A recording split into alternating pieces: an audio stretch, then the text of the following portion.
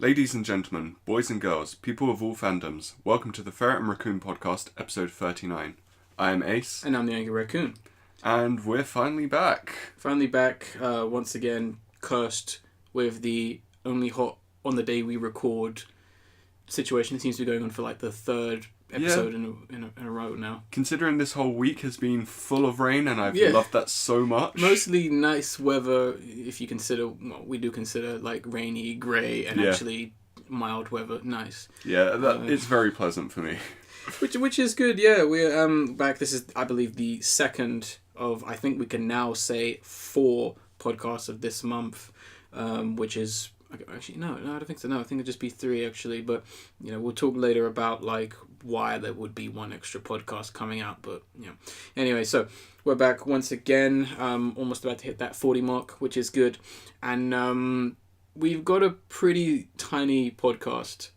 In case you've been living under a rock, E3 kind of happened. Yeah, it did. So most of the news has been about that, and we're doing something else for that. If you've been a fan since about 2015, you can probably guess what's coming, but hopefully just stay tuned. It'll be up soon, I guess, and it should be, hopefully, it should live up to the name Special. Yeah, it should. In a good way. But yeah, so not much has happened because E3 was a pretty big deal. We had a lot of actual, I guess, major events actually happen in the world. We don't usually get too deep into real world events. We like to keep this more as a media and arts cultural kind of thing, but we are aware of, like I will say a lot of times you may wonder, oh, why don't they talk about this, that, we're aware of it. We don't necessarily think that it may be diving into the podcast, because then we could end up with a politically charged podcast that just gets us nowhere. There's too much going on involving stuff that isn't that fun, really. Yeah, we try and keep it lighthearted. It's true. I mean, we could, talk about so many world events, but a lot of them don't really matter. But what does matter was what unfortunately did happen during the course of the, podcast 38 and 39. And I'm sure a lot of you must be aware of the unfortunate incident that happened in America of Orlando with the shooting. Now, we're not going to get into too many of the details, because I would imagine most people should be fully aware of how horrible this was and what happened. And I think... before we actually start the podcast, I'd just like to say, I think from both of us, I think our serious thoughts and love goes out to anyone who was unfortunately affected by the situation. And I would like to say that I hope that this podcast hopefully brings a smile to someone's face, or is anything in that sense, anything we can help, because it is a really upsetting moment for things to happen. We just wanted to obviously mention that and kind of just... bring up the idea that we are aware of it, and it's, I think it's a major tragedy.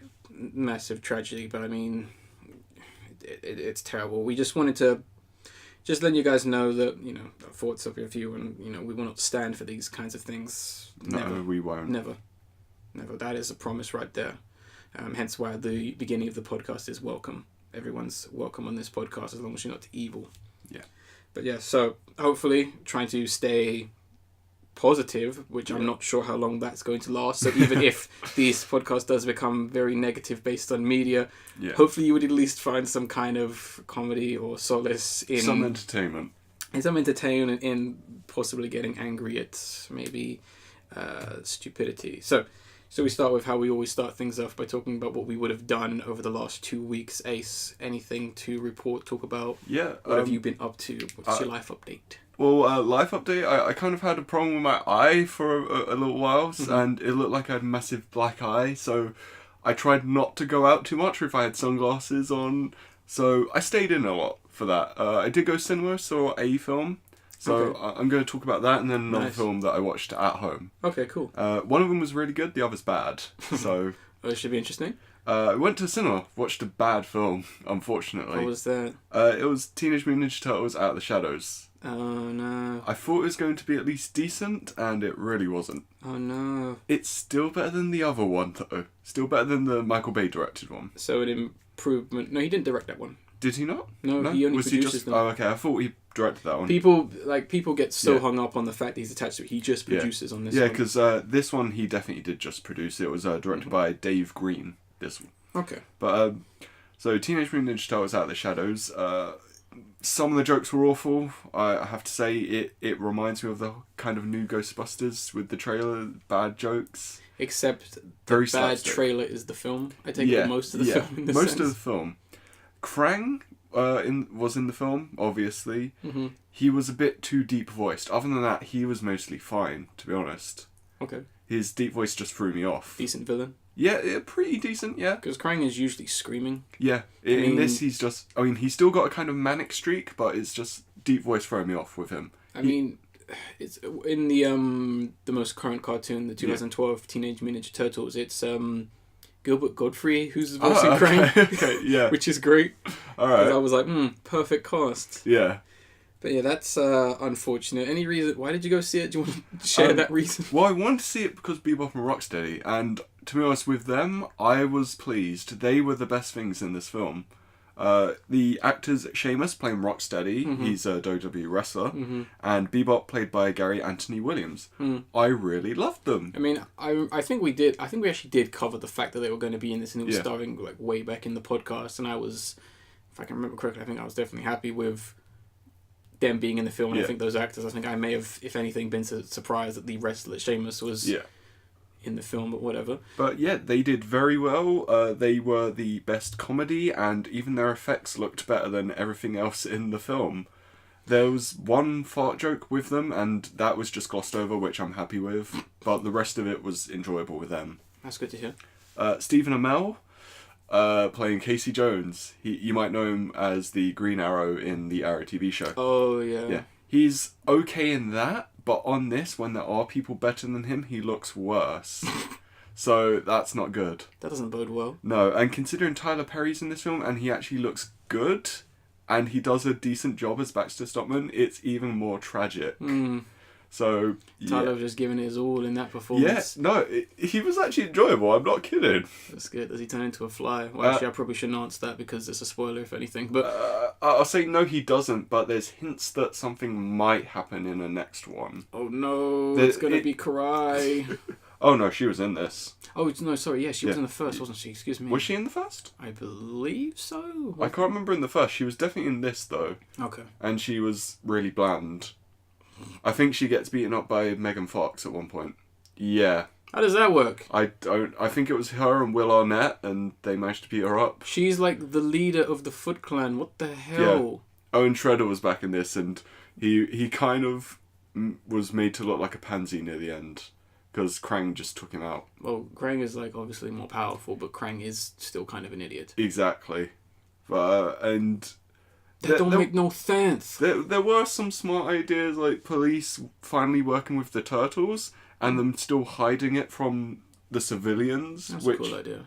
And that happens near the end, and I liked that. That would make aspect. sense. That's that's a good setup, I guess. And one of the things which I liked the shot of was them basically using their police shields as a kind of like how the I think Roman army used to, the Legionnaires, where it was a massive blockade. There was a war of shields to guard the turtles from media and everything. That's interesting. So that they could get into somewhere and battle the villains. That's interesting. It was a nice visual. I appreciated it. Great shot. Yeah.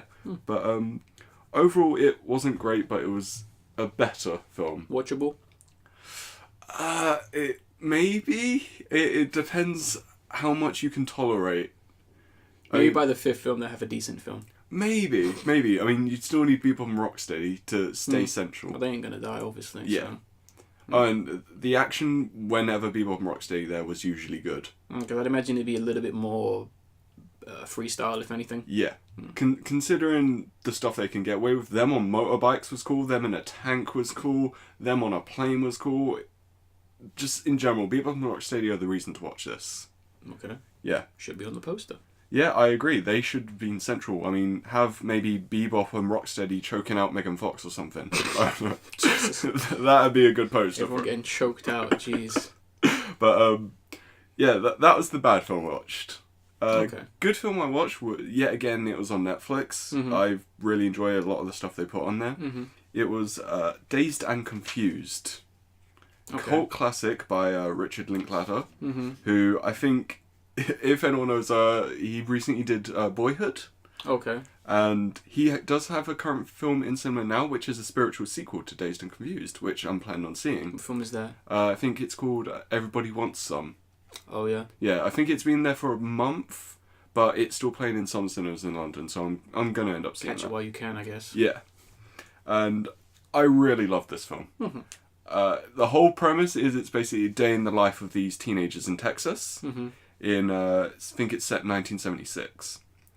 And it's just fun. It's light-hearted. It's not really a central plot of, we need to save the world or anything, or, the prom's tomorrow or anything like that. It's just them living their life. Mm-hmm. You've got characters going through hazing because they're freshmen. You've got other characters just like deciding what they want to do with their future. Just a kind of fun, chill-out-y kind of thing. And I really loved it. I can't really describe it in such a great fashion. You kind of need to see it. It's very iconic. A lot of stuff in there you won't even realise is in there until you've seen it. Family Guy's done many parody stuff, such as the Brian with the moustache doing the "You Know What I Love About High School Chicks." Oh yeah, that's from this film. Yeah, they keep younger, I stay the same. Yeah. They stay same age. I get older. An increasingly creepy line. Yeah, that line is done by Matthew McConaughey before he was very well known. Mm. And he is a very brilliant character in this movie. It also features Ben Affleck and Mila Jovovich, Adam Goldberg, Cole Hauser, people who become very good actors nowadays. Yeah, and more mainstream as of now, yeah. It was very early days for them. It was really good. It's like the same thing with, Nerds and Geeks and Superbad. Yeah. Everyone who was in those things has just gone on to become like mega stars, which is great. Which is good. But it's good to hear. So, 2 decent films. Anything else you want to add to the just general list?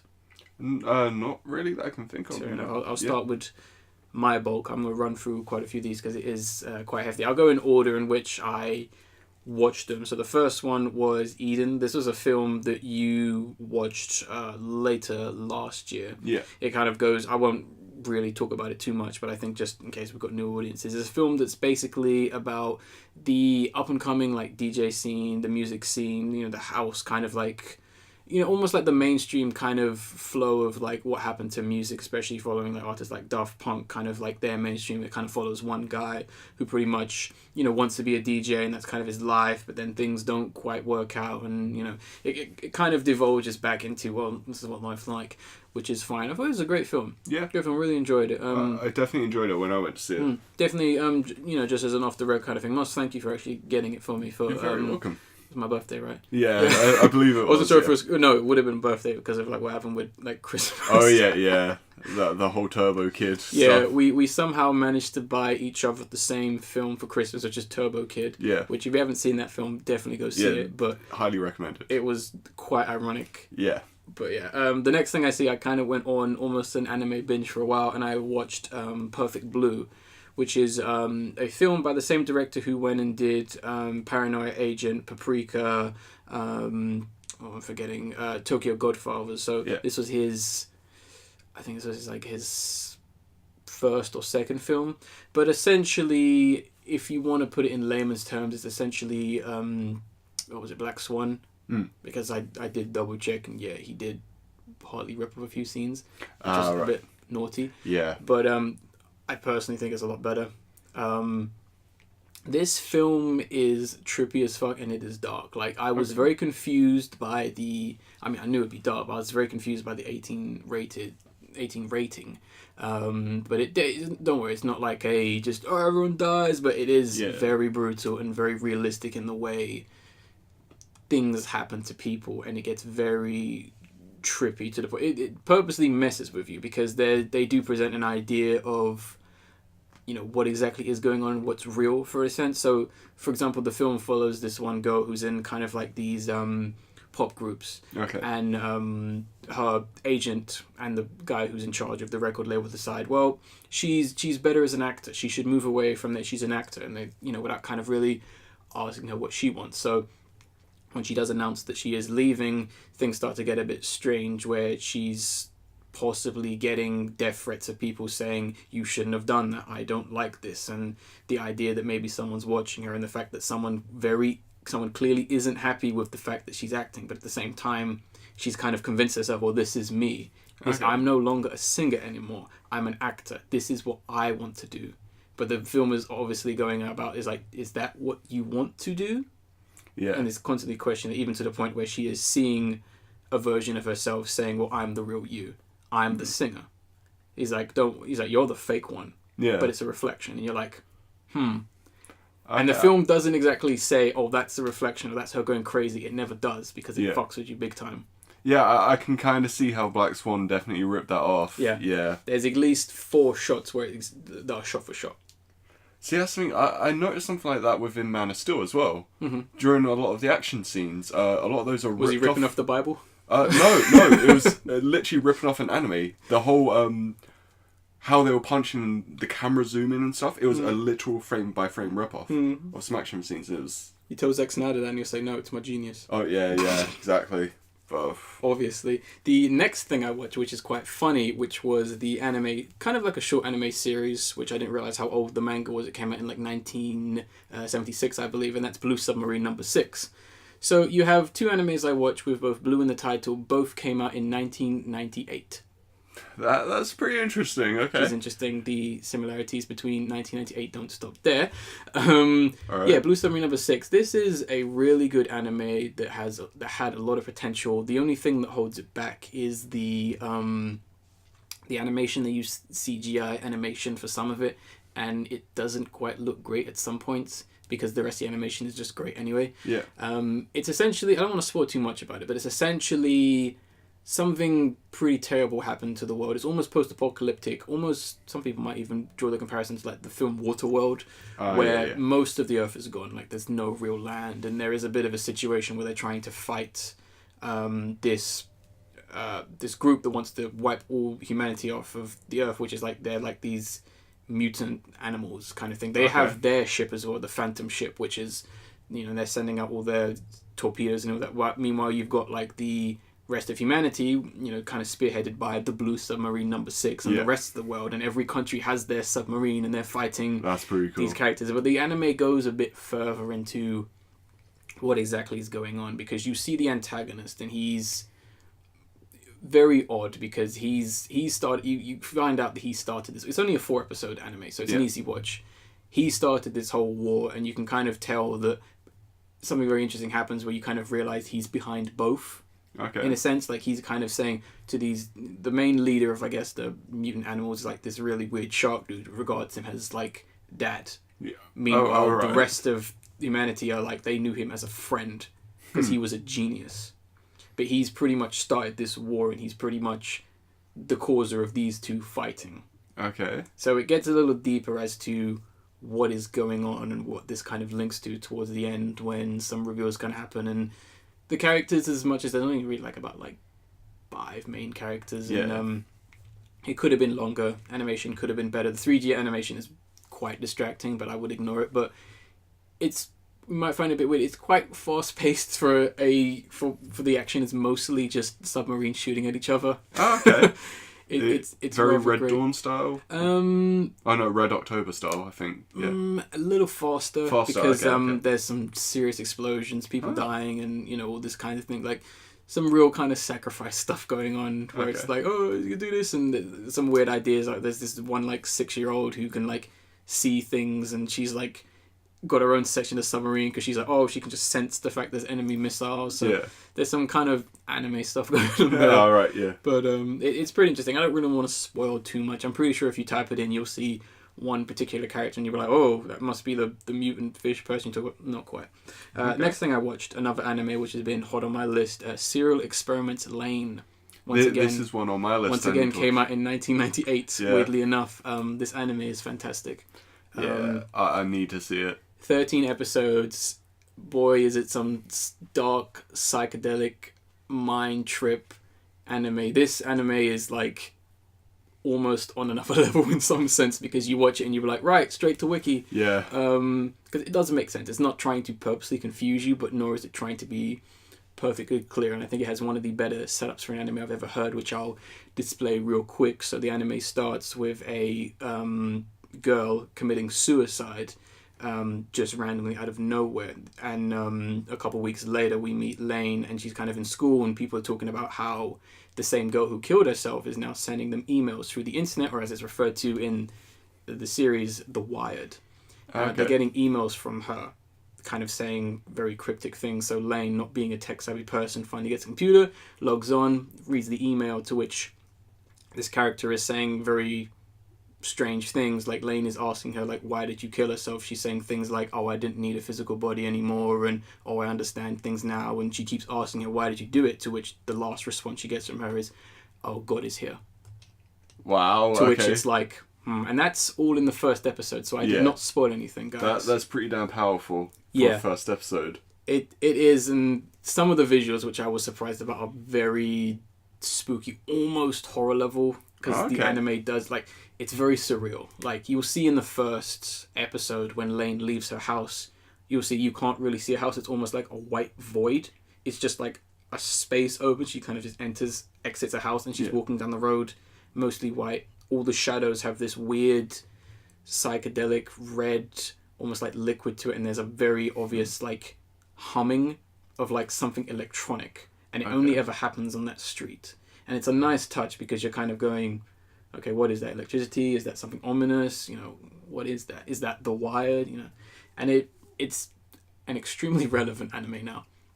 Okay. Especially because of what it's talking about. I'm boosting this up on my list. This is taking priority. Should be on everyone's list, I think, actually. Because it's been on there, I think, for a few months when someone was telling me about it, and I was really hyped for it, but I had other things to watch. Mm-hmm. This is going up there after I finished whatever I'm watching now. Start with the older animes, work your way up. That's what I've kind of been doing. The next thing I watched, I actually managed to watch a slightly newer film, a film that was high on my radar. Don't worry, I don't have like 20 things on this list. It's like last two guys. The Nice Guys. Ah, yeah. The I think it's like Shane Black. Yeah, the Shane Black film, which I saw with a friend actually 2 days ago, and my God, I think it's tipped to be probably one of my favorite films of this year. This film is really good, like surprisingly good. Like, I was partly blown away by how good it is. It essentially is a buddy cop film in, I think it's like the year 1977. I'm not going to go too much into the plot, but I will say there is a bit of a mystery. There is a bit of like detective solving, who did it, who done it kind of thing. And the chemistry between both the characters, and another surprise, which the film does not spoil anyway, which was a fantastic little treat, is great. Everything about this film is great. It's perfectly shot. It is funny as hell. It's got probably some of the best jokes I've heard in a long while. Some even being able to set up a joke and an idea and then have it delivered later on in the film was fantastic. It doesn't even come from as a joke, and it sets it up perfectly as a weird kind of goofy kind of thing. Oh, so good. I would highly recommend this film if it's still in cinemas. This film needs more love. Don't go see no Angry Birds or nothing. Oh no, don't see that. Go see The Nice Guys, because it's really good. Very good. And the last thing I saw, which was another film, which was the film Tremors. Yes. Great film. Classic. Great film. Finally got around to seeing it. This film was too good. It's a shame they don't make films like this anymore. Yeah, everything's so purposefully and smartly made in that. It's really good. It's so well done in almost like every way. I mean, it's funny, it's charming, it's got like likable characters, because sometimes you have films where it's like people you just don't like, whether it's like actor or whatever. Everyone's perfect in this film. The effects are great. Yes. Yeah, like you said, a very smart film as well. Like, you're there, even in the situation where, I'll quickly explain the plot, you're kind of in like this almost middle of nowhere kind of area. You've got like our two main characters, like the, I forget what they regard themselves as, a handyman. Yeah. You know, they're kind of just doing their thing. They want to make something of themselves. Meanwhile, there seems to be something weird going on.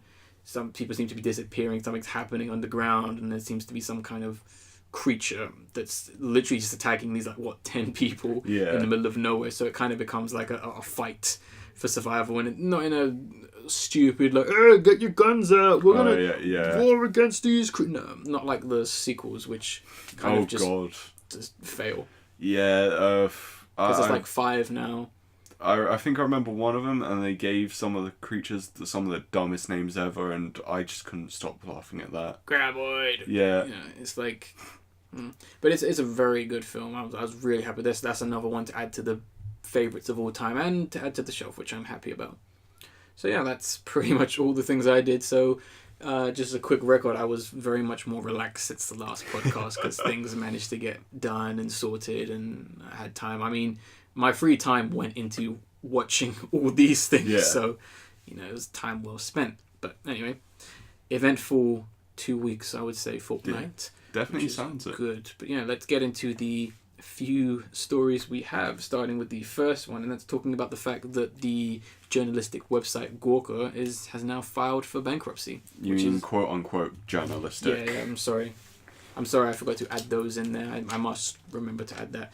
So essentially, this is following the whole Hulk Hogan, couldn't even say that, case where he sued the website Gawker because they published a sex tape of him with, I believe, was it wife's friend, I believe? I believe so, yes. Yeah, to which he said it was an invasion of his privacy. Too right it was. While Gawker thought they were in the right because it comes under their, I guess, celebrity news coverage. A little bit of a maybe disturbing idea there. Can't wait for more incidents like this to happen, but hopefully they won't. Essentially, to cut the long story short, because I'm not going to cover that, Hulk Hogan won the case. Gawker was forced to pay 115 million in compensation, as well as an additional 25 in privilege damages. So yeah, that's a pretty hard hit. Yes, now, it is. Gawker feeling the blow of this, they've now filed for bankruptcy, which unfortunately might allow for them to, unfortunately, not pay up, which I hope is not the case. But at the same time, it now means that they are worth almost nothing. Mm-hmm. And they can be bought out by anyone who would want to purchase that. Whoever buys them out is going to have to pay that debt. Exactly. So it's going to have to be if they can't rule that debt out. But I still think, even if they don't, who's going to pay Hulk? Yeah, exactly. Who's going to pay him? Someone has to. Someone has to. I mean, is the guy who has 200 million to spare going to go and pay Hulk if that falls through? I mean, from what I've heard, someone is intent on buying Gawker. Mm-hmm. And that is the person who currently owns IGN. I unfortunately can't remember his name. Something starting with Z, I think. Yeah. Ziff, maybe. Who knows? Yeah. Who cares?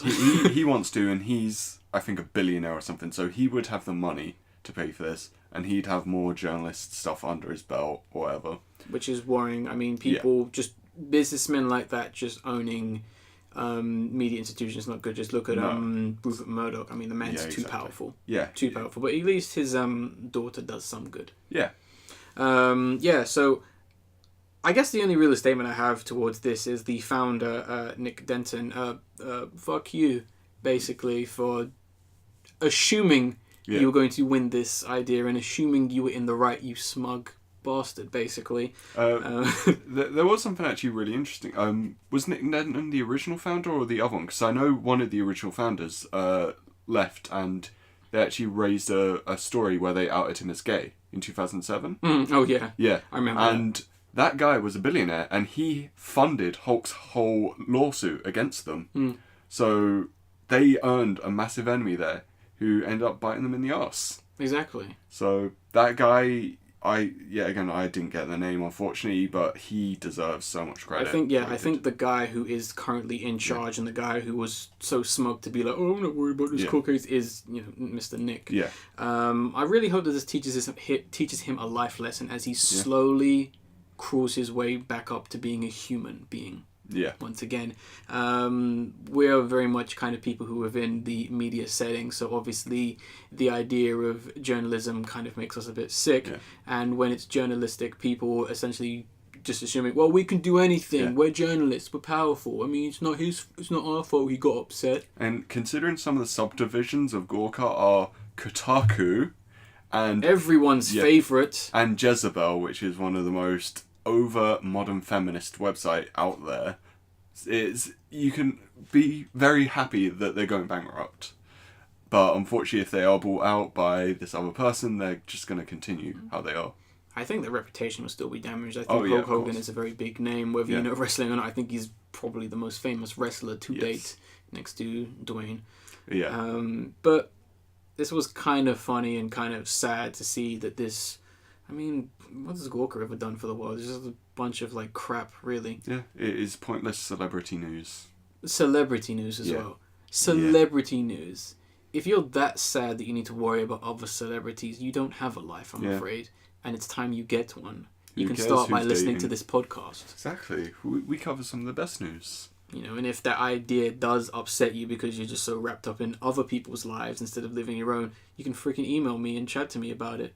You know that email, right, Ace? No, actually, you might have to tell the whole world. Can't remember that one. It's raccoonplusfriends@gmail.com. And like it's always going to be in the description as well as the download link, so you can listen to the whole story as well, and you can read up on this whole Gawker rubbish in the link. But I'm just annoyed by this BS. I mean, I think almost all the... let me check the page. I think almost all this podcast is... No. There's two in there. No, there's two good, but we'll get to those. So, right, Ace, you can cover the next story, which is regarding... Now, you may be thinking, we said no E3... Watch Dogs 2. Let's talk about this one. So this did come out before Watch Dogs 2. I found it very interesting on EA. I think not EA. Sorry, Ubisoft's website, and it was for Watch Dogs 2's pre-order. And instead of just being one of the hopeless idiots anyway, doing a pre-order for no reason, they decided to do a collection of pre-orders because everyone loves those. Yeah, I was concerned. Well, not concerned. I was like curious when you said I'm going to talk about this, nonsense, and I was like, let me look at your link. There's at least like 7 of them, 6 of these pre-order bundles or collections, or whatever you want to call them. And one of the things is considering I think 2014 when there was the whole Watch Dogs 1 pre-order, like all of that random bullshit, and you basically needed a table to see what you'd get more content from. Oh, it's ridiculous. Yeah, but so the pre-orders that they've got here is you can buy the base game, simple. You've got the deluxe edition, which is the game and a bunch of deluxe packs, which basically gives you customization and options. A different cover. Yes. Then you've got the gold edition, which is the base game, those deluxe packs, and the season pass. And then kind of standard, I guess. Yeah. Then you've got the collector's edition, which is basically you can get the collector's version of any of those 3 original. So you can get collectors of the base game, collectors of the gold, or collectors of the deluxe. And it comes with whatever one of those that you buy, and a Wrench Junior robot, which is one of the kind of robots that will be in the game, and you can control it through an app on your smartphone or your tablet.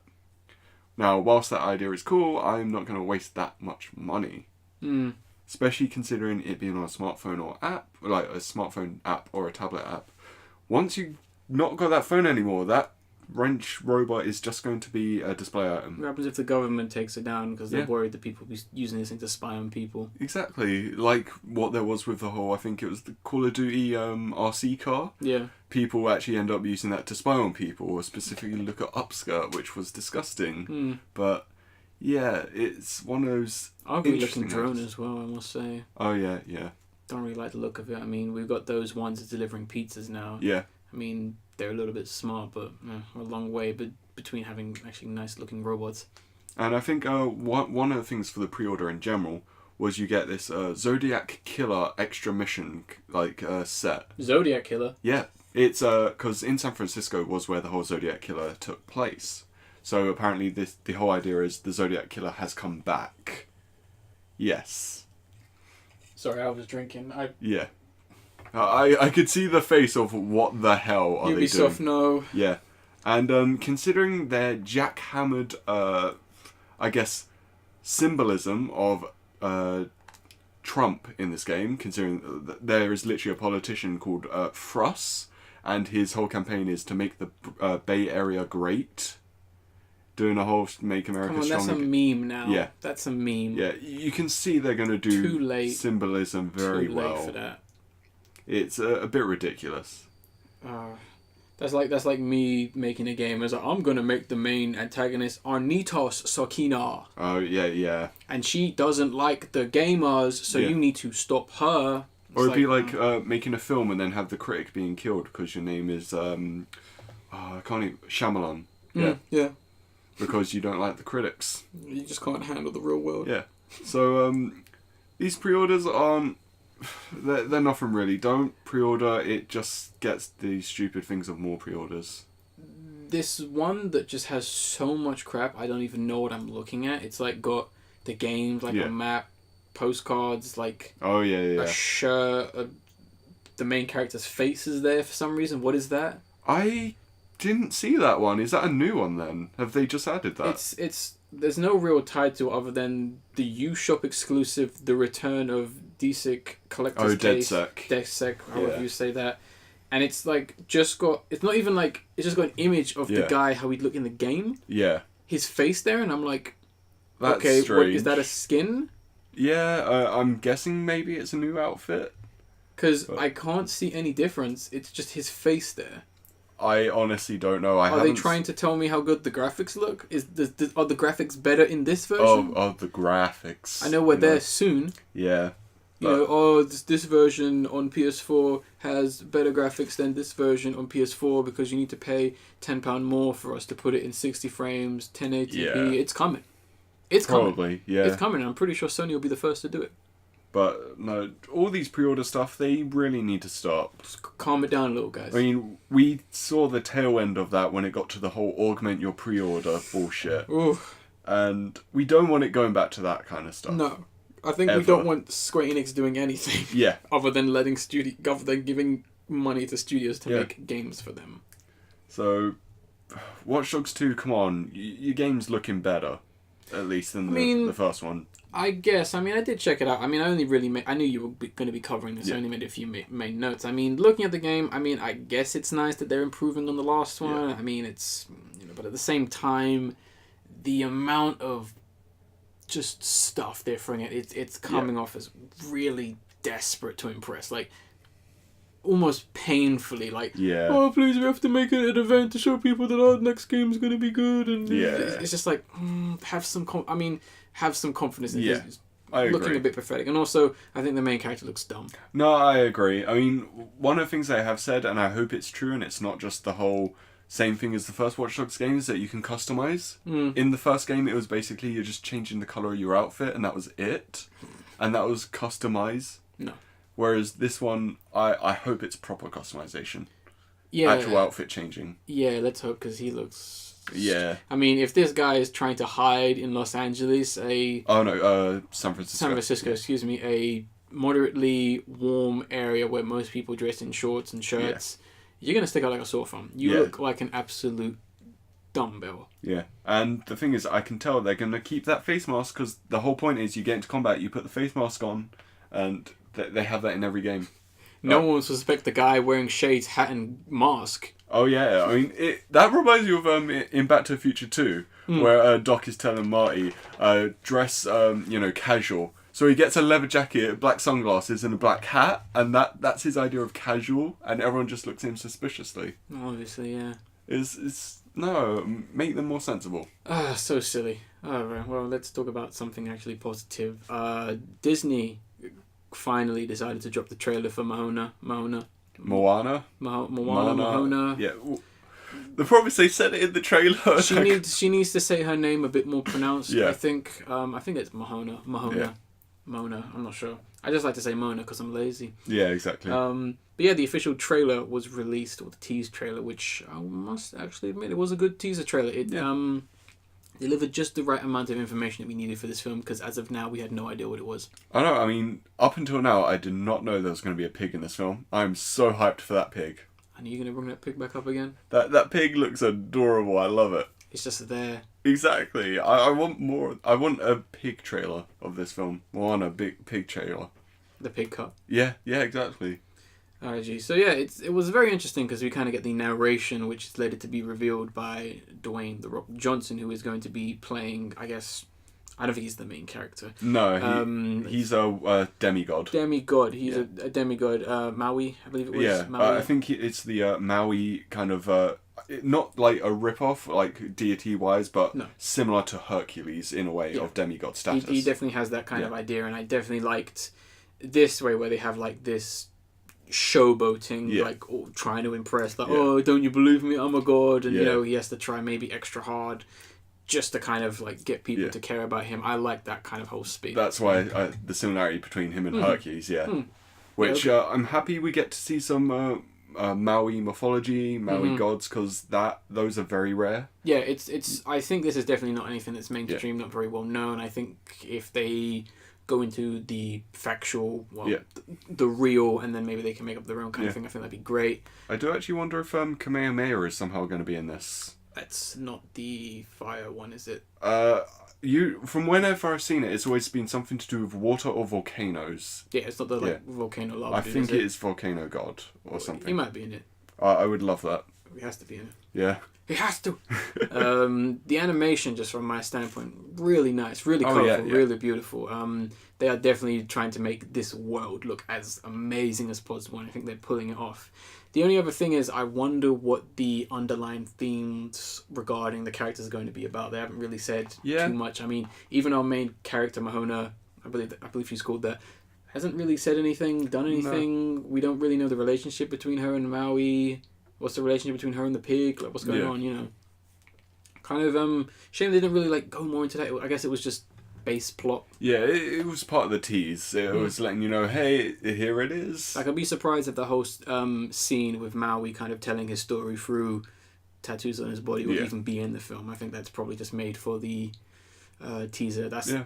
It looks like it. Yeah, it could be a short, or, something I thought is maybe it might be right near the start of the film, and then it'll go into its opening kind of credits-y stuff as they're maybe journeying around or something. That could be good. I think we just need more information right now, but I think, as of now, I'm very interested, honestly. It looks really nice. It looks like it's going to be, the one thing I will say, I hope it's not going to be the next Good Dinosaur. Oh, yeah. As in a really good film that no one goes to see because Disney has too many films out. See, that's the only thing I had with Good Dinosaur was the disparity between the art, in my opinion. Oh yeah. Whereas everything else looked really sick besides the dinosaur. That was my problem. It was a bit strange because whereas this, it all fits to me. Because I did look at some of the details and they did use real life photos and kind of try and get that most realistic photo, and it was a bit distracting when you see the dinosaurs are very colourful. Yeah. Not that I think film where they looked horrible and realistic would have been better. I think they could have found a middle ground. That's what I was hoping. More of a middle ground. Maybe. But then again, I don't really see any toys for that film, so it's a bit odd. Everything has to look cute. I mean, even look at Zootopia. That's the dog freaking out. Yeah, even look at Zootopia. I mean, you have the sheep character, Dawn Bellwether, who has normal Disney eyes, and there are other sheep characters that have the eyes of a sheep, so there you go. Exactly. But yeah, no worries. Right, let's move on to our second to last story. Yeah, this is number 4. Who should take this? You, me, you? I mean, I honestly don't mind. To be honest, I'll start, I guess. Yeah. Sure, go ahead. So recently, Uncharted 4 had come out, and it had received some of the most critical praise ever that a video game can receive. 11s out of 10, yeah. Yeah, 11s out of 10, 20s out of 5. It's this good. It's best game of year, many people say. But it's not. Except one member of the Huffington Post, has decided to give it the review of 40 out of 100. Oh no! And fan outcry has gone too far. So they've started a petition basically to try and remove this review. From from Uncharted's Metacritic. Yeah. They're asking for about 10,000 supporters or signatures. Things get a little bit more interesting when everyone's favourite, the man who dominates about 90% of most voice acting within European and English-speaking worlds, and possibly destroyer of the said industry of voice acting, Mr. Troy Baker, brought attention to this petition over Twitter, saying, and the tweet is a bit obscured, it was basically saying, Washington Post, remove the Washington Post review from Uncharted's Metascore, sign the petition. Yeah. So and this is what pushed the petition into the more public knowledge, because after this got published, it rose in popularity. And he did voice Nathan Drake's brother in this game in Uncharted 4. I think it was he called Sam? I think so. Yeah, Sam Drake, I believe. So it was a bit of biased. Yeah, a little bit. It's one of those you get involved in something when it comes to reviews, you can't really dictate that. He has very little right. Yeah. I did find it very funny that after that tweet he did come out and have another kind of statement regarding his actions, and it's fairly lengthy, but I'll try and read as fast as possible. So he says, even at 40, I surprise myself at how young and brash I can often be. Each project in which I have the privilege of being in part, being as a part of, is a gig for me. It's a project that it's lovingly and completely driven into. I think it's quite ironic that he regards all the work he gets as like one special gig. Where it's like, this dude's got so much work. I want to sweat, bleed, cry as much as anyone, as much as,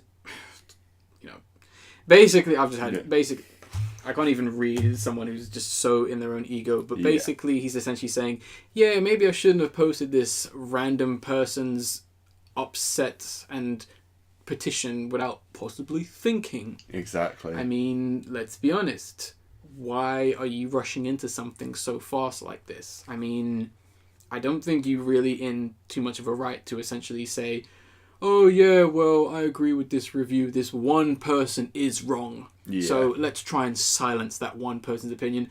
Whether or not the review is just negative, just hate, they can't stand the franchise, or they're trying to make legit points.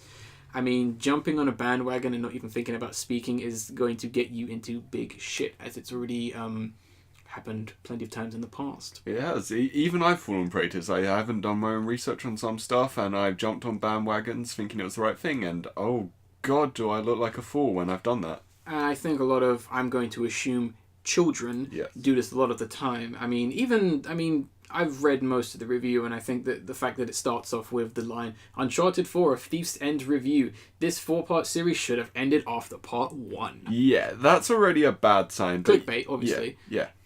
But, I mean, I can understand some of the things they're talking about, and I don't agree with most of it, but you don't see me freaking out and starting a petition. Imagine if this happened more often. Exactly. If every time something you did not like happened, and you made a petition about it, oh my god, you'd be doing that about almost everything. You'd be doing it every day. Yeah. For the rest of your life, that would be your job. Yeah. I don't like this TV show. Petition to get it removed. Because I don't like it, others shouldn't see it. Exactly. Not as in there's a freedom of choice there. You didn't have to read the review or like it. I think our statements on this whole situation are very clear. This is stupid, and this, supposed to be...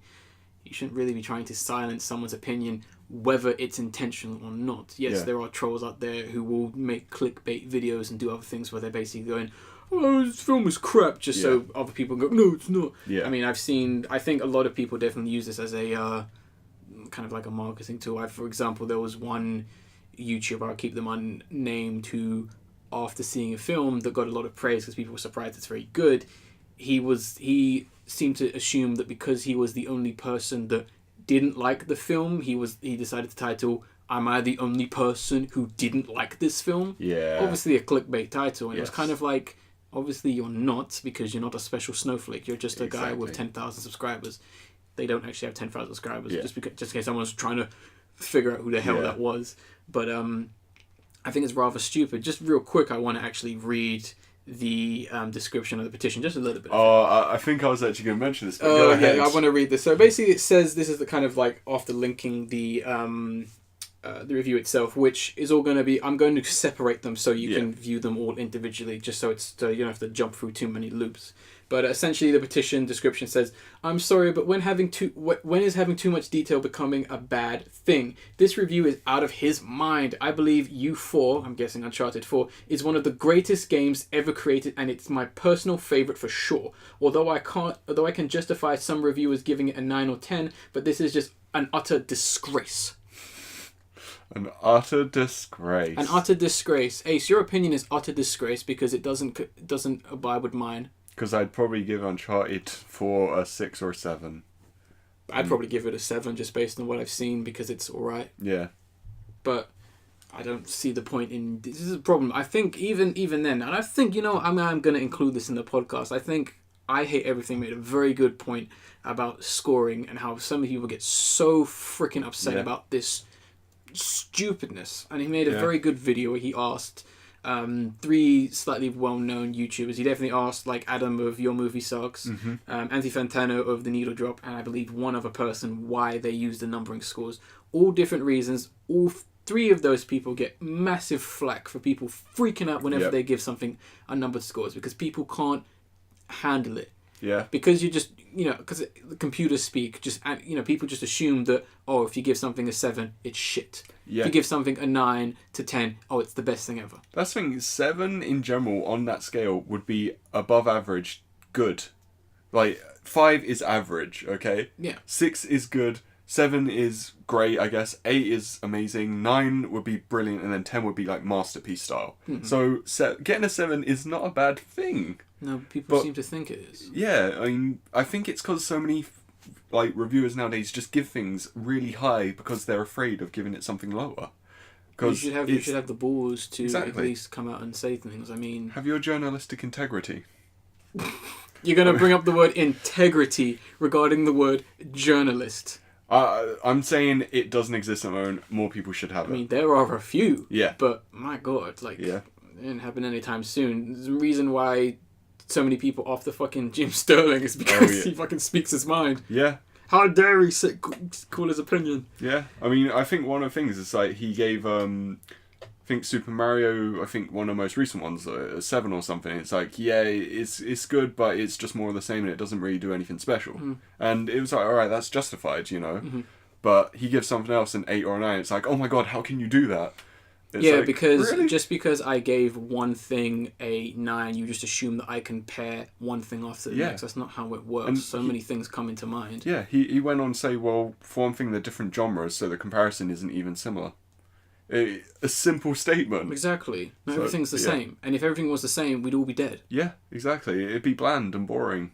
I mean, the same thing kind of happened with, he's not necessarily a reviewer, but the completionist. Oh, yeah. He did his completionist video on Star Fox Zero. Yeah. Now, that game is notoriously known for having a very difficult curb in playing it. Because he said it can be difficult to play, but he likes playing it with the emotion and he can get used to it and he can play it. People freaked the hell out and said, he got a lot of flack, people going, really, you're going to give it that high because you can play it? I thought the game was crap. I've lost a lot of respect for you. Yeah. And it's like, really? Because one guy was able to play a game that you couldn't, your tiny little brain couldn't fathom? Exactly. I mean, a lot of people are afraid of challenge nowadays in any sort of games. So look at the film industry. Yeah, challenging everything, to be honest. But one thing I remember from this petition, and it made me laugh, was I think someone saying that this score is not only awful, it also gives the game a bad public image. Something like that. Which I find quite ironic because the game's called Uncharted. Yeah.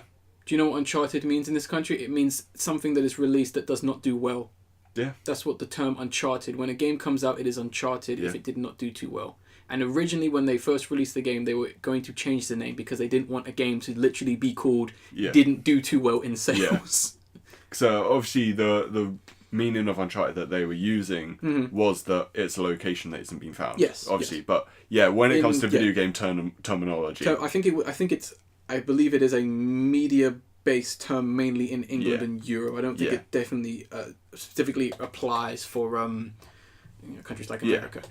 But I find that statement is so ironic. I know. Gonna give it a bad press. What about other games that have bad reviews? Yeah. Why weren't you fighting to save them? Exactly. Why is this game the special snowflake? Yeah. As not the Huffington Post. Was it Destructoid in the description? As they kind of put it, in a joking sense, is it because it's one of the only PS4 exclusives that might actually be worth playing? Is that why you guys are protecting it? It's very possible. I mean, I don't agree with that statement. There's there's at least 5 good games that are definitely worth playing, but it's like. Yeah, I mean, Knack is on there. I mean, Game of the Year. Number 1. Year. Yeah. Number 1, of course. Then you can put Doom number 2, Ratchet & Clank 3. Oh, yeah. And then you can add like a few others like Overwatch and I think Shaun White Snowboarding. Bloodborne, Shaun White Snowboarding. I can't wait for the HD release. Oh yeah. And what else? Yeah, Shaun White, and then what would be the 5? I think the 5. Yeah, I would say either Bloodborne or Dark Souls 3. Your choice. Smash it there. Yeah. That's all you'd really need, and I think it's quite ironic that we will be talking about this matter and. Some of the best games in the PS4 are re-releases /remasters, and it's like... Yeah. I mean, one of my favourites is still Arkham Knight, but that's not necessarily for its story. It's more for the technical prowess that other games don't seem to have, despite being on this current gen console. So yeah, it's a disappointing time. I think this is. I hate to keep bringing back up like I hate everything, but I think this is such a great I agree. YouTuber. But I think he makes a very good point where he did in his 2015 worst fandoms. He put gamers as number 5. Yes. Because he was like they're just so stubborn. They can be very rabid. Over like nothing, and you look at, and I think it's quite ironic, this whole Gamergate, Anita Sarkeesian exploiting you guys. Yeah. It's partly your fault. I mean, not Anita Sarkeesian. She's just a somewhat clever businesswoman. But the whole Gamergate thing, you guys technically brought that on yourself in some sense. Managed to get themselves vilified in the media so much. Even more than when Doom came out. Yeah. It is quite hilarious, but it's one of those problems. I think gamers need to grow up a little bit, be a bit more sensible. Don't be so stupid. Anyway, so I mean, when someone's like, Raccoon, how can you not like Final Fantasy VII? It's the best game ever. You are awful. It's not. Exactly. It's just let people have their kind of opinion. The best one is 6, obviously. Yeah. And then followed by 13. All right, get up. Controversial. This is my podcast now. You're leaving. Oh man, it's a classic. Of course. I mean, did you see Lightning? Best character. Yes. No, I can't keep straight face. We are joking, obviously. Forget that game. Right, moving on to our last story, which is the trailer. Which is a trailer, excuse me. Not the trailer. The trailer to end all trailers. Maybe you might think that when you see this trailer, which is for the Greasy Strangler, which is... Like it is a teaser trailer, and it's about maybe just over like a minute.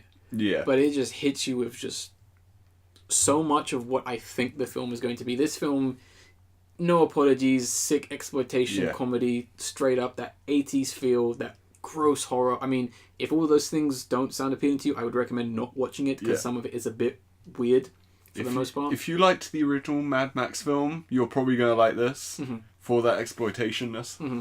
If not, then I would maybe skip this trailer. Yeah. But yeah, I really hope this film is a lot more than what the trailer goes into. I'm not talking about it's deep or whatever. I'm just hoping that it has like more of a plot, more of a story, more of a setting, characters, that kind of thing. Because right now it seems very one note. Like obviously they very intentionally just use some of the more shocking scenes, but I'm hoping that those are just like the icing on the cake of a good film.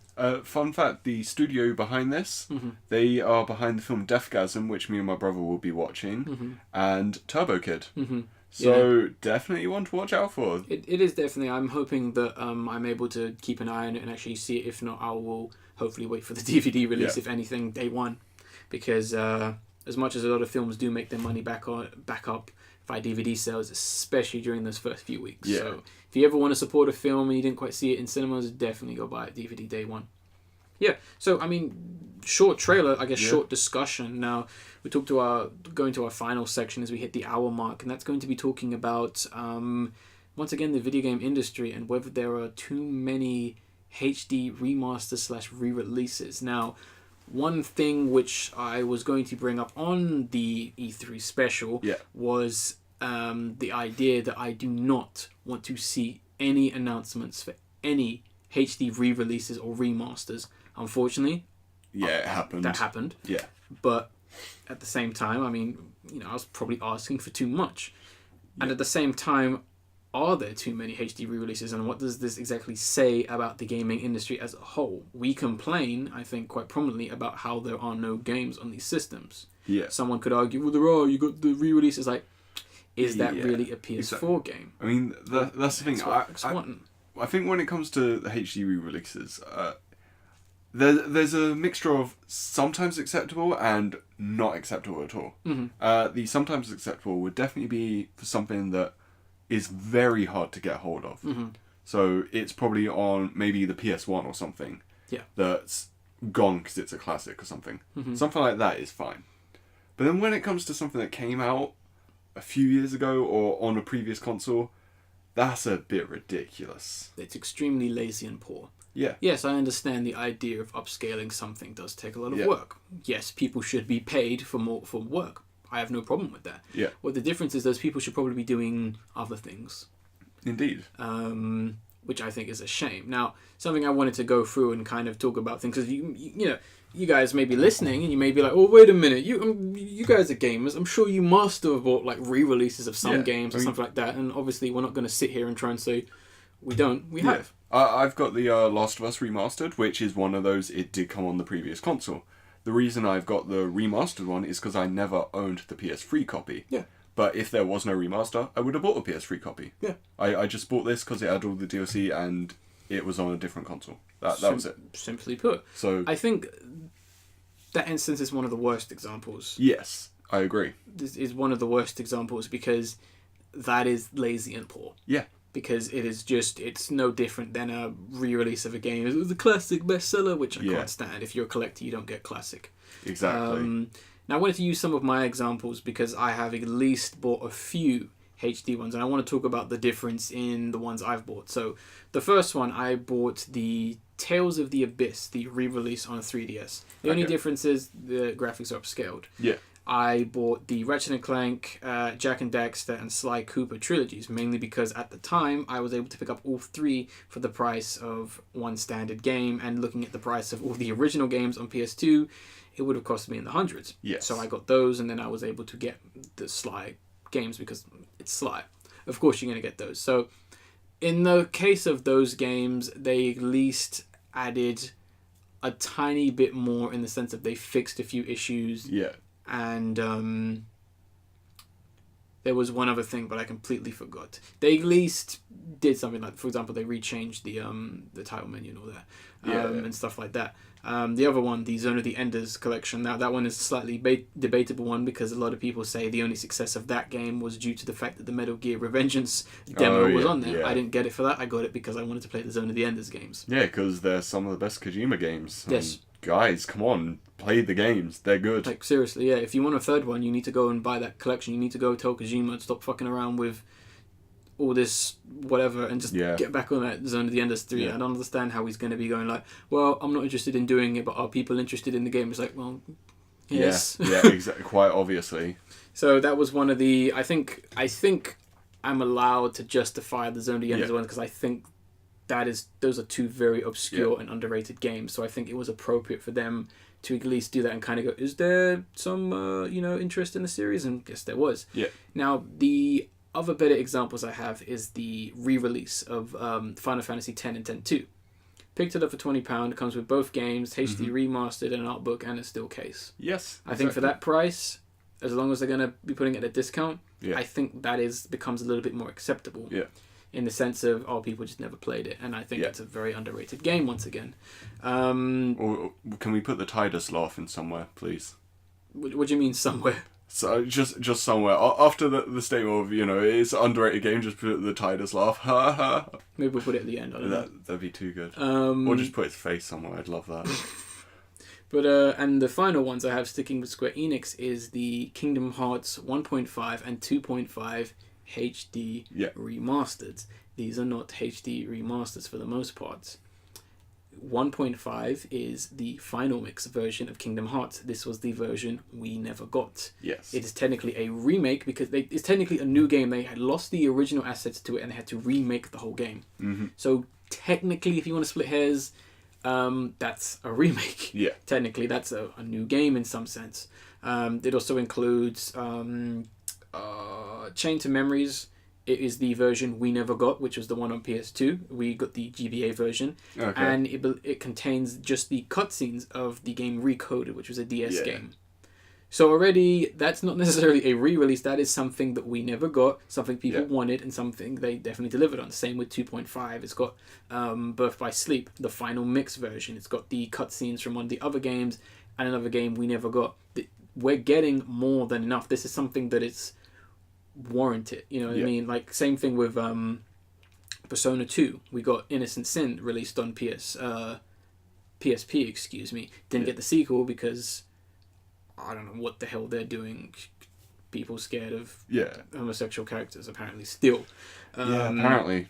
Come on, once you finish with Persona 5, let's get that re-release of... let's get that release on Vita, come on. Yeah. Come on now, if you're gonna re-release like Persona 4, how many times? I think number 2 needs some kind of love, but yeah. So those are some of the examples of re-releases I have. I think some of them are justified, some of them are not. I mean, for the Last of Us one, I actually got that with the PS4 as a special Bundle. Yeah, and it cost cheaper than getting a PS4 on its own. Yeah. So something like that, and it had all the DLC, so I didn't need to download that. Mm-hmm. That made it a bit better, and then I've got Final Fantasy Type 0 as well, which, was it only on the PSP, I think? It was on one of those consoles, yeah. So, I mean, one for that is a lot harder to find. We never got games. it. Oh, okay, so... We never got it, so that's justified. And then one that I am planning on buying being Gravity Rush. That was it on Vita, I think? Vita, yes. Yeah, which doesn't exist, so... that's a justifiable one, and they've got Gravity Rush 2 coming out, which is a PS4 game, so... Some of those examples are a bit more justifiable. I still say Last of Us, not that much, but I got it cheaper, and I never owned it originally. You're a sucker if you pay full price. Yes. For a game that came out how many years ago? Yeah. Yeah, so I guess we just kind of use some examples, just looking at the ones we do have. I don't have any real intentions of buying any other remastered collections other than the Odin Sphere, I think it's Leaf and Sphere or something. Yeah. Life and Sphere, the re-release of Odin Sphere, mainly because Odin Sphere is a tricky game to track down. It's quite expensive. It was one of Vanillaware's first games. I would like to own all of their games, and it's criminally underrated. Yeah. Stupidly underrated, and they did actually mess around with a lot of things. They improved the game. They changed some of the spell systems, a bit of the combat, a bit of just generally made the game better. So in situations like that, I think it's fair, especially if you like the game, and especially if the game comes at normal price. I mean, the amount of money people are charging for the game in general, 30 to 60, is a bit ridiculous for a PS2 game. So I think if they were to release it for £20, not being the special edition, I think that might be a deal. And I think the Shadow of the Colossus Ico one is one that I'm looking at, because I don't have a PS2, and you can't really play those on PS3. So it is one I'm looking at. If I can somehow get them on PS2, then I'd be happy. And those are HD collections, which are kind of tricky to pinpoint as well. But I think the bottom line, would you say that there are too many HD releases in that sense? I think there definitely are, and one of the biggest problems is a developer is doing this and they're not making any new games. They're just re-releasing old stuff, banking on nostalgia and merchandise, or at least a well-known product, instead of doing something new. It's a safety thing. It's a safety thing, and you see some people who are genuinely like, oh yeah, we want to get this game out to people, the Kingdom Hearts collection. Yeah. I think you got lazier options, kind of like with the Last of Us, because that game was at the time a year old. Yeah. And it was really, guys? I think one of the things they said when it was we're finally bringing it to the PS4 or something. I think, again, were people screaming for that? Apparently. I mean, probably fanboys were. The game's so good, I need to play it again on my PS4. I'll give you $60. Yeah. You're a sucker. I just got it with a cheaper PS4. It was the best deal. I got it day one when it came out for the standard price. Yeah, and you lent it to me, and I loved that. It was great. That was very fun. I technically have 2 copies. Brilliant. But yeah, it's not because I think it's that good, but that's a story for another time. But I think we need to calm down with this, because it's going to lead to upset. They now have a Batman Arkham collection, which is it's Arkham Asylum and Arkham City on the PS4 and I think Xbox One and stuff, and it's why? It's no one asked for that. Well, it's so? I've played the game so many times on PS3, I don't need PS4 versions. I mean, and maybe sometimes it can be studios being a bit more boasty, where it's oh, well, everyone played Arkham Knight, so obviously we need to make sure that the fans know where it all started. We need to make sure they're able to play the original games, because Warner Bros. Regard it as their game, is it's so fantastic. It's so people have to get it, and I'm pretty sure once I'll remove from that voice. I'm pretty sure once PS5 comes out, they'll port it again. Yeah. Because it's just the best thing ever. Or the PS1 Neo. As the code name for the slim version or something like that? Or it's the 4.5 version or something. Yeah. more like 4.2. Yeah, I think that's a bit generous. But I mean, PS4 in some regards is like 3.8. Yeah, honestly, could be at better potential. I mean, fucking almost like no space, shit updates. I'm lucky I got one that's got quite a bit of space. You got the good space one, which is like rare because everyone just bought that one. Because otherwise I would have run out by now. I really would. And I don't even have that many games. I think I've got 8, maybe 10 somehow. Mm-hmm. But yeah, I would have run out of space otherwise. It's ridiculous. I mean, yeah, sure you want to promote the cloud, but you're selling systems at a disadvantage because someone like me who won't buy a system until I know the kind of specs and know the kind of space I'm getting, I'm not going to touch that. Yeah, exactly. I mean, granted, I'll only possibly at this rate be buying like 5 games with the PS4, but at the same time, I don't want to spend more than £100 on that PS4. Exactly. So obviously, I won't be buying a PS4 until 2019. Yeah. Which is, it's fine, I can wait. But, I know, you just lost a customer. Yeah. So they need to release more games, not re-release games. I think that's the general message. I think that's the bottom line, because you're deterring people. Because let's say in a fiction, let's say me and you were massive gamers. Okay. Let's say we had got almost all of the 1,000 and 2,000 games that came out on the Xbox 360. Okay. When they're re-releasing these games, and we have our PS4s, we're going to be sitting there going, "What the fuck am I supposed to do? I replay the game. I play it. It's in my collection. Yeah. What am I supposed to do here?" Are they just assuming that there's just PS4 is just PS4 Xbox such a phenomenon that obviously this new audience, they never touched the PS3 or any other older generation, or they don't know anything, and we need to tell them this is where it started, or because sometimes it's just random. Like, let's look at the Silent Hill collection. Oh god, let's release 2 and 3. I mean, that has its own problems anyway. That could be its own podcast. I mean, to be honest, when it comes to the Silent Hill thing, it's that kind of re-release is another problem thing, because if you're going to re-release it, you need to get every single asset back. Yeah. You need to have the voice actors. Yeah. You need to have the game code itself. And if you don't, you're fucking up. Stupidness. Yeah. I've never seen such a polished game originally look so broken. It is actually heartbreaking, because Silent Hill 2 looks better than most games looked on the PS3, and its cutscenes still look better than fucking Uncharted 4. How'd you like that? You know what I mean? Yeah. Better game as well. But that's not even an all. That's just a well, that's all right. Standard. Yeah. It's one of the 7. We believe that. Yeah. It's one of the 7. Next to Shaun White. So. We're not sure which one gets the number 3 spot there. I mean, obviously Shaun White's number 1. But but Shaun White kind of gets 1 and 3. It shares 1 with Knack, and then it gets 3 with Silent Hill. That's kind of true. I mean, it does go beyond just being a game. Exactly. It's an experience, as they all say. Innovative experience. Something Naughty Dog should have tried harder to do. Yeah. But yeah, I mean, we can go on about the Silent Hill HD collection, because it is a massive mess, and I think Silent Hill is pretty much done now. I feel sorry for anyone who's going to tackle Silent Hill, because it's been met with just excruciating flack. I thought they'd be meeting pulling the lever if they're going for Silent Hill. If anything, yeah. But it also comes to there are some good ones, like Resident Evil, when that went to the GameCube. That was an amazing remake. Oh yes. But then you get stuff like Metal Gear Solid, the Twin Snakes. But it's not necessarily a HD re-release. Yeah, exactly. And then then ironically re-released the remake. It's like, yeah. Fuck. But it comes to, let's say, Metal Gear Solid, the Twin Snakes. And that was really poor, man. The voice acting, it was the same people, but they're not even doing the same voice style. They're making it too serious instead of just natural. And then the over-the-top cutscenes, it's trying to change it for the worst. And that's something that we, funny enough, don't get in a lot of these re-releases, because a lot of the time they're just, here's the game again. Yeah. And a lot of the time they look terrible. Like Silent Hill HD collection, supposedly this Arkham collection, because people have been looking at it and it looks bad. Yeah, it looks worse. And I'm like, how did you manage that?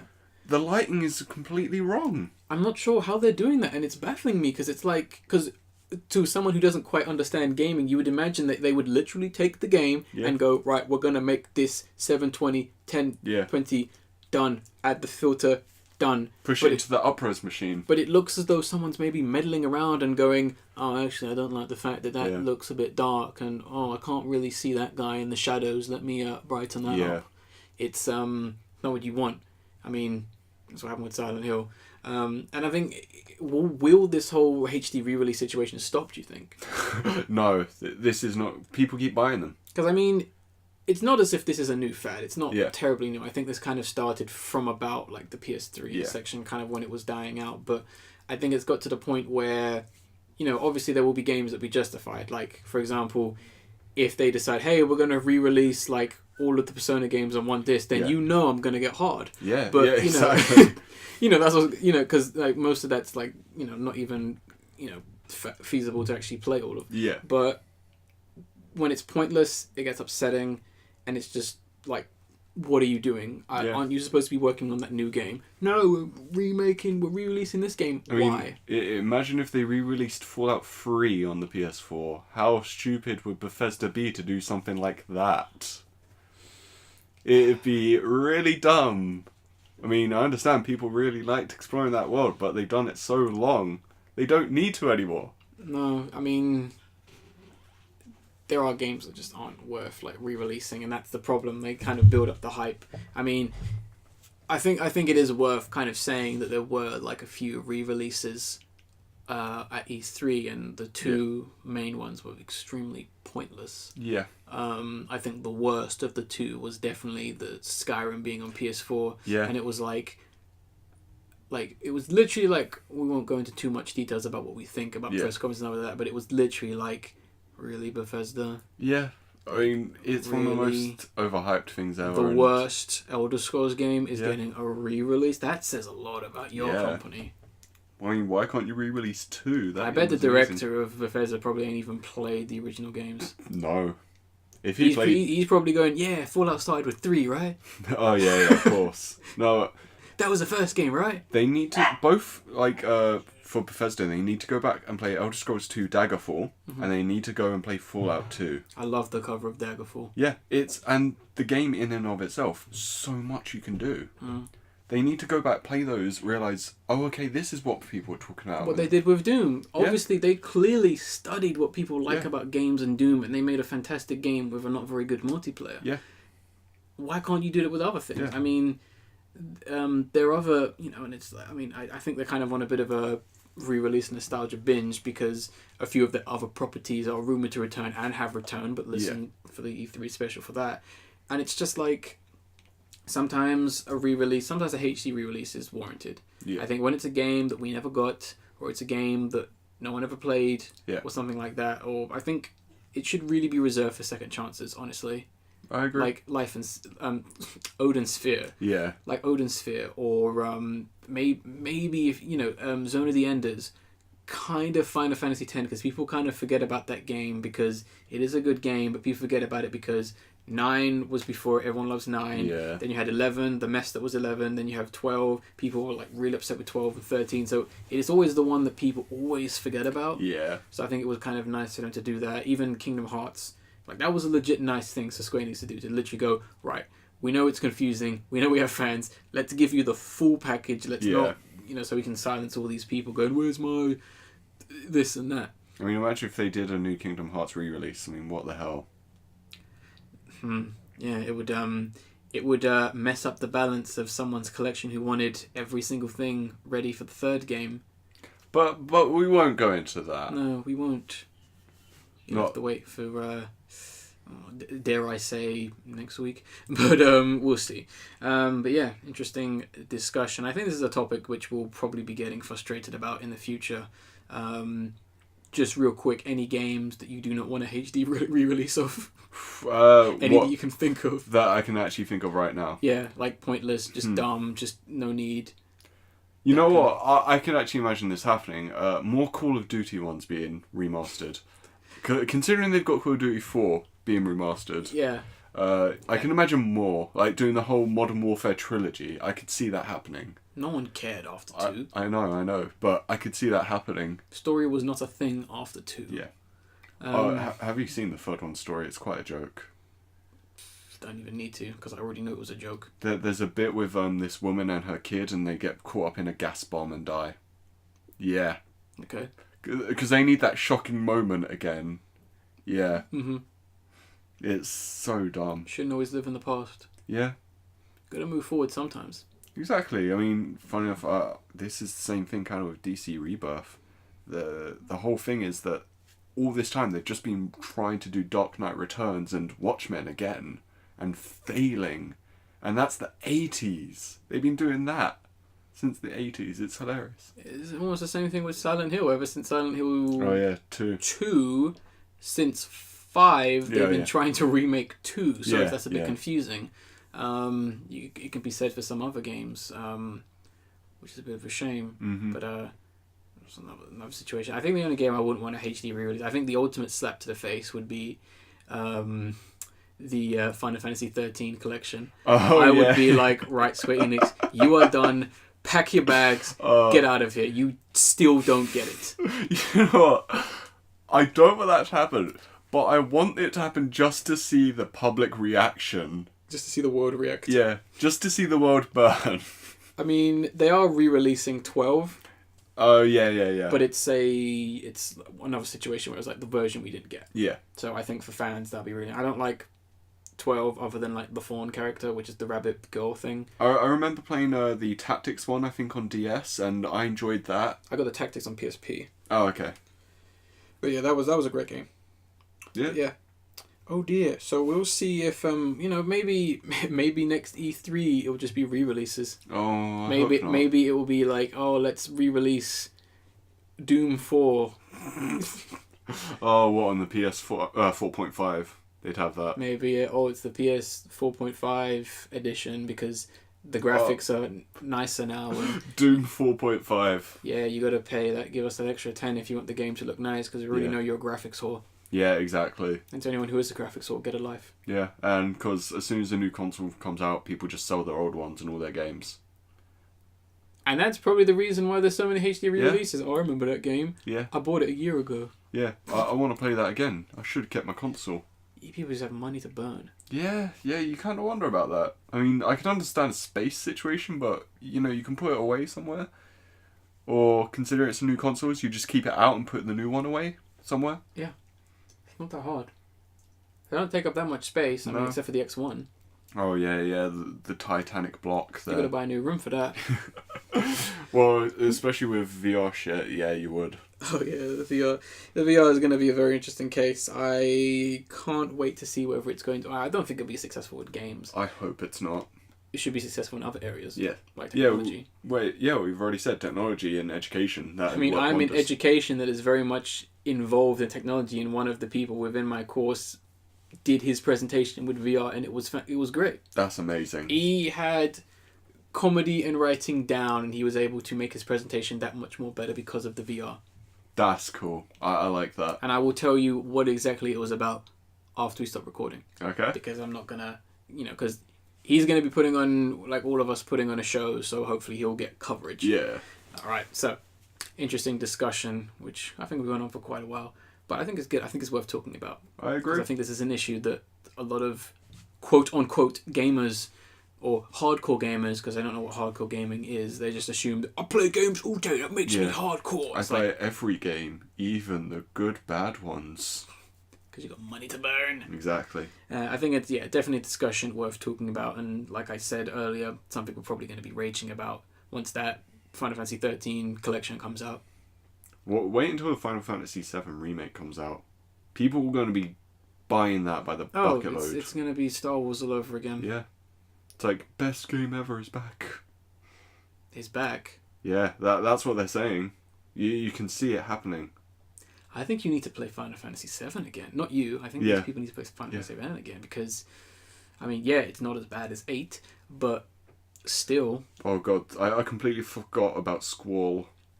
Best character. Oh. His Gunblade has more personality than him. Yeah, it does. It does, and it's just doesn't work in general as a thing. The balance is all off. You're gonna love he's like one of the only characters that just gets wrecked in his own game, and it's like, oh, okay.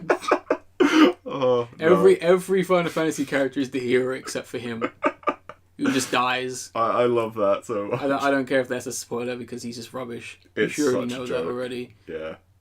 Even fucking Cloud, even he becomes ultra powered, defeats the bad guy at the end. He's Yeah. like, yeah, okay, cool. And he becomes so whiny in every adaptation ever. Oh dear. Oh dear. Oh dear, oh dear. But anyway, let's end this podcast by ending it how we always do with the video of the episode. And that is going to be, you might be thinking, oh, it's going to be that Trump, like, Japanese commercial thing. yeah, But yeah. no. It was entertaining, but nah. Great video. Yeah. I love the guy. Definitely go subscribe to him or whatever. He needs more love. But no, it is going to be I'm going to read it as it actually is said via its YouTube link, brackets, mad, end brackets, Overwatch anime style, these weird kind of open/closed brackets opening.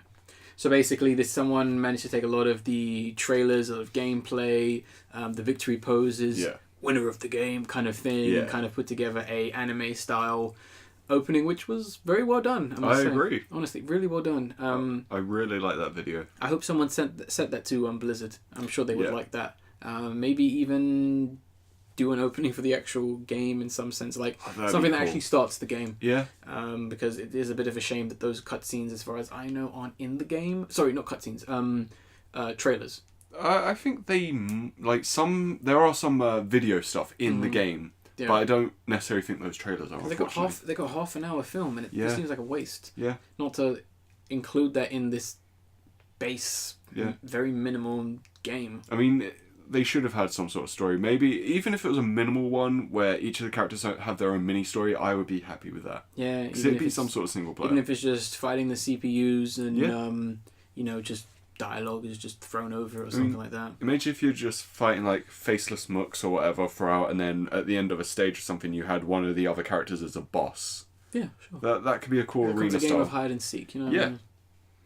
Should be difficult with others, but exactly teaches you how to play every character instead of you willy-nilly going into multiplayer for 4 hours and trying everyone out, which is still fun. You'd learn the balance of certain characters, who's good and who's bad against what. I mean, Blizzard hired us. Come on, give us project director. They wouldn't hire us because once some feminist starts arguing about like feminine equality, we'd probably just tell them to fuck off. Well, Blizzard are fine with that. I mean, you saw Tracer's repos. Yeah, I know that, but it's like, I'm talking about how we'd react to that. We wouldn't be as civilized. We'd probably be like, stop being a whiny bitch. Yeah. It's a fictional piece of data. Go home. If you don't like the code buttocks, don't look at the code buttocks. If you're offended by a depiction of arse, then I think you need to reevaluate your life and get off the internet. It was what makes me wonder. It's like, do they have a metal sheet just covering their own butt and they've just like stapled it on or something?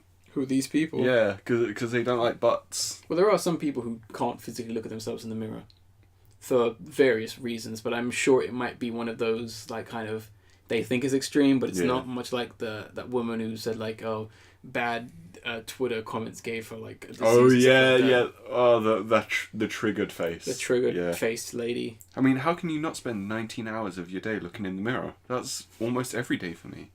Obviously, that good? You're doing it right now. Exactly. The mirror's right over here to my right. It's the only way I can get him to record these podcasts. If it wasn't, then it would just be me. Exactly. All right. Well, interesting podcast. Let's wrap it up and end it. So once again, the E3 special is going to be out very soon. It will be before podcast 40, so look forward to that. I'm not going to say who's going to be on it, what we're talking about. You know a little bit of that already, so hopefully you'll look forward to that. Stay tuned. Hopefully it'll be a blast. We're all hoping it's going to be good.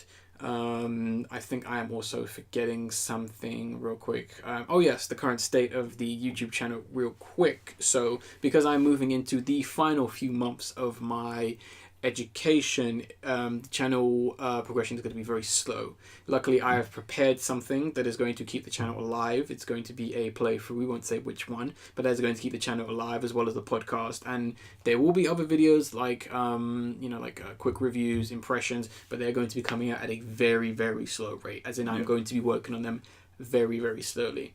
Luckily, I will say after this podcast, there should be another impressions followed by another impressions.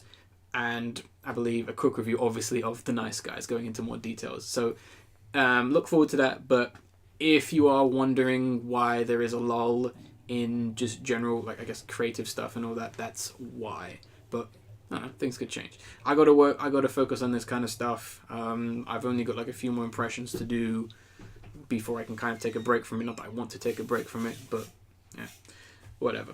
But we'll see. Anything else you'd like to add before we wrap up? I actually forgot something about Dazed and Confused. It's got one of the best soundtracks in a film ever. Mm-hmm. Full of rock classics. Black Sabbath, Steve Miller Band, Deep Purple, that kind of stuff. Amazing. So, yeah. I just forgot to mention that earlier. Just wanted to add that. Yeah. Fair enough. That's good. No, nothing else, no? No, that's all. Okay, that's good. And also, we should probably say the reason Ferret hasn't been on the podcast for hours because he's out of the country, just too busy being a star. Yeah. So, but he should be back pretty soon. I'll say that much. So, look forward to that because I have a feeling most people are very excited for Ferret whenever he does come on because of just how he is. But yeah, I get excited for it. Oh yeah, it's always a good time. But yeah, so that's all to come within. Let's just say next month. Yeah. Sure, let's just say that. But anyway, I'll end this podcast like I always do by saying I am the Angry Raccoon. I am Ace. And we will see you on the next one and the E3 special. Off Dewey-san again, because that's the fictional one I've made up now. Sure, roll with it. Alright, laters.